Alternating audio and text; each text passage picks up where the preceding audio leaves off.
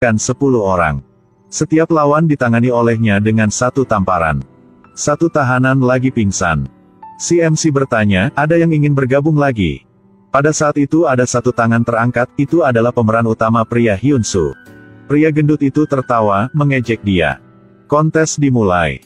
Yang pertama, dia hampir menamparkan Hyun-soo terbang. Tidak menyangka Hyun-soo bisa bertahan, menggosok wajah ya. Dia mencoba yang terbaik untuk menamparkan satu, lawannya tidak terluka. Kedua terus menamparkan seperti itu. Pelahan Hyun-soo sepertinya tidak bisa tahan lagi. Tapi dia ingin menang, berpikir untuk menggunakan trik. Hyun-soo regangkan tangannya, lalu menamparkan lawannya. Saat tangan Hyun-soo hendak dekat wajah lawannya, tangan itu berubah menjadi kepalan. Hyun-soo sudah menang, para tahanan di sebelahnya berteriak terus-menerus. Pria gendut itu bangun dan berkata Hyun-soo curang, tapi tidak ada yang percaya. Dia marah dan memanggil orang untuk memukul Hyun-soo. Tanpa diduga, kekuatan Hyun-soo sangat baik, dengan cepat menghabiskan orang-orang itu. Dia bahkan menungganginya dan menamparnya beberapa kali. Saya menamparkan seperti ini, kau bajingan. Sampai sipir tiba, pertarungan baru saja berakhir. Sampai malam ada seseorang kemari untuk menemukan Hyun-soo. Ingin menimbulkan masalah. Tidak, orang itu memintanya untuk bergabung dengan geng mereka. Ternyata, di pagi hari dia melihat trik punya Hyun-soo. Tapi dia tidak menganggapnya curang, tapi kecerdasan. Hyun-soo tidak berpikir apa-apa, langsung setujunya. Jadi dia tahu orang ini. Orang itu bernama Jae-ho, legendaris di penjara ini. Hari pertama masuk ke penjara, sudah habisin semua bos, menjadi pemimpin di sini. Mengelola perdagangan tembakau di penjara. Bahkan sipir mendengarkan dia juga. Hyun-soo tidak melepaskan kesempatan ini. Dan Hyun-soo menjadi anak buah Jae-ho. Tapi belum ada manfaatnya, sudah ada masalah. Ada tahanan baru, penjahat terkenal, Kim Sung-han. Dia adalah bos mafia. Jae-ho juga tahu. Jadi dia mengajukan proposal untuk membagi keuntungan dan hidup dalam damai. Tetapi Sung-han menolak. Orang seperti dia tentu saja ingin mengambil semuanya.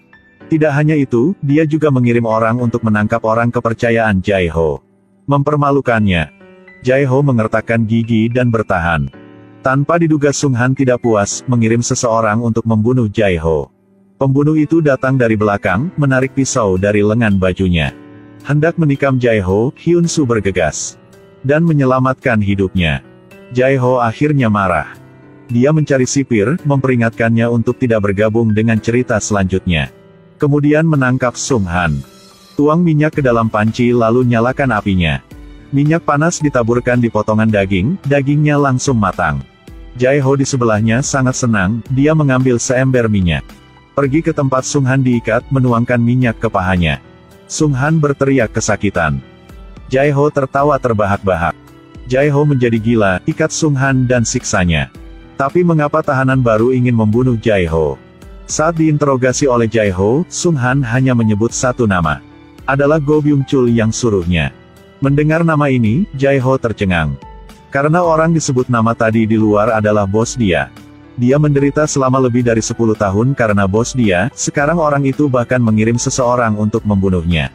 Jae-ho berpikir semua ini terjadi karena kekuatannya terus tumbuh sehingga bos ingin membunuhnya. Dia akan membalas dendam dengan bosnya. Jae-ho memutuskan ketika dia keluar dari penjara akan bunuh bos dia, Go. Hyun-soo di sebelahnya juga kaget karena Go juga adalah targetnya. Identitas Hyun-soo sebenarnya adalah seorang polisi. Belum lama ini polisi sedang menyelidiki Go Corporation. Pada saat itu tangan kanan punya Go sudah masuk penjara. Jadi departemen kepolisian sudah kirim Hyun-soo untuk dekati dan melacak aktivitas Jae-ho. Dia dengan cepat memanggil Bos Chun, tetapi tidak menyangka Jae-ho mengawasinya di belakang. Jae-ho merasa curiga dan mengirim seseorang untuk menyelidiki Hyun-soo. Meskipun Hyun-soo sangat berhati-hati, tapi gambar yang diambil dengan Bos Chun masih ditemukan. Identitas Hyun-soo terungkap. Tapi saat Jae-ho mengetahui identitas Hyun-soo, tidak memerintahkan untuk membunuhnya. Karena dia menemukan cara untuk membuat Hyun-soo bantu dia untuk membunuh Go. Hyun-soo masih belum tahu ada bahaya di dekat. Dia berbaring di kursi berpikir bahwa ketika menyelesaikan misi, dia akan kembali menemui ibunya. Pada saat ini, dia tidak tahu bahwa ibunya dinabrak mobil sampai mati. Tidak salah, itu diatur oleh Jae-ho. Ketika berita buruk datang, Hyun-soo menangis. Dia menentang bahaya dan memanggil Chun minta keluar untuk mengurus urusan ibunya. Tapi dia takut mempengaruhi penyelidikan jadi dia menolak. Mendengarkan ini membuat Huinsu putus asa. Bagaimana Anda bisa memperlakukan saya seperti ini? Tapi keesokan harinya sipir bilang izin keluar sebentarnya diterima. Sebenarnya Jae-ho menyuruh sipir untuk melakukannya. Ketika Hyun-soo selesai mengurus urusan ibu, ketika dia kembali, mata melihat Jae-ho berubah. Dibandingkan dengan sikap dingin atasannya, gangster seperti Jae-ho lebih manusiawi. Menghadapi Jae-ho seperti itu, Hyun-soo sangat canggung. Jadi suatu malam dia mengungkapkan identitas aslinya. Saya adalah polisi. Inilah yang dikatakan polisi yang menyamar kepada targetnya. Tapi coba perhatikan ekspresi Jae-ho. Meskipun dia terkejut, sebenarnya dia sedang berpura-pura. Sebelumnya, melalui sebuah foto, dia mengetahui identitas asli Hyun-soo. Tapi berpura-pura sepertinya tidak ada apa-apa, untuk memikat Hyun-soo. Jadi Jae-ho mencari orang mengemudi truk untuk menabrak ibu Hyun-soo sampai mati. Lalu berpura-pura peduli, atur dia untuk bisa pergi keluar. Jadi Hyun-soo yang baru saja kehilangan orang yang dicintai akan merasa bersalah pada Jae-ho. Jadi mengatakan identitas dia yang sebenarnya kepada Jae-ho. Sekarang Hyun-soo berada di bawah komandonya. Ketika dia keluar dari penjara, Hyun-soo menjadi antek Jae-ho. Departemen kepolisian tidak dapat menghubungi Hyun-soo. Satu-satunya cara untuk menemukannya adalah tangkap dia. Tapi Hyun-soo karena kematian ibunya. Dia tanya kepada Chun, yang nabrak ibu saya mati, belum ketemu juga. Tapi Chun hanya mengatakan bahwa cepat atau lambat akan dapat menangkapnya. Sikap dingin itu membuat Hyun-soo lebih kecewa. Sekarang hanya dekat Jae-ho baru bisa meraskan sedikit kemanusiaan. Karena dia ingin Jae-ho menyenangkan, dia memberikan berita palsu kepada polisi. Ada transaksi narkoba yang terjadi di sini.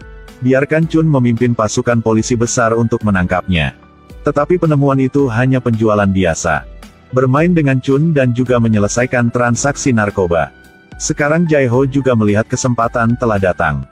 Jadi dia membunuh Go, dan duduk di kursi paling atas. Ketika mendengar berita itu, Chun sangat marah. Dia menelepon Hyun-soo dan menunjukkan kepadanya sebuah video. Ketika dia melihat video itu, dia merasa ingin menjadi gila.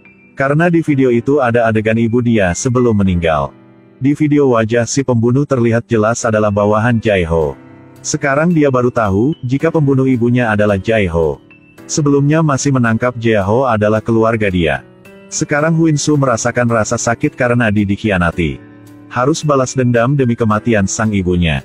Dia mengikuti pengaturan Chun, hubungi Jae-ho.